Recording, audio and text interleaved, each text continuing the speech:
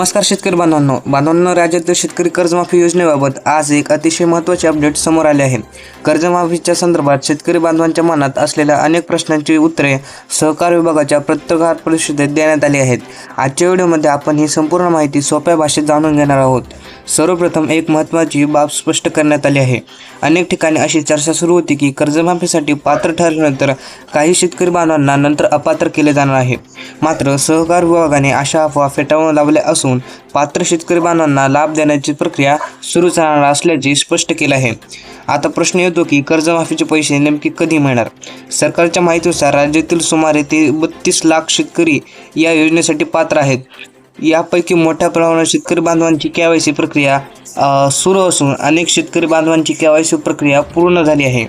उर्वरित शेतकरी बांधवांची माहिती अद्ययावत होताच पुढील प्रक्रिया वेगाने पूर्ण केली जाणार आहे।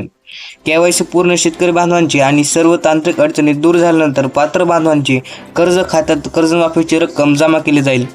त्यामुळे अद्याप रक्कम जमा झाली नसेल तर घाबरण्याचे कारण काहीच नाही।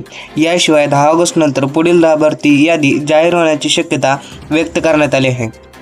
त्यामुळे ज्यांचे नाव पहिल्या यादीत आले नाही त्यांनी पुढील यादीची वाट पाहावी। आणखी एक महत्त्वाचा मुद्दा म्हणजे ज्या शेतकरी बांधवांचे 2 लाख रुपयांपेक्षा जास्त कर्ज आहे अशा शेतकरी बांधवांना ठराविक प्रक्रियेनुसार अतिरिक्त रक्कम भरून पात्रता निश्चित करण्याची संधी दिली जाणार आहे। त्यानंतर संबंधित शेतकरी बांधवांना कर्जमाफीचा लाभ मिळू शकतो।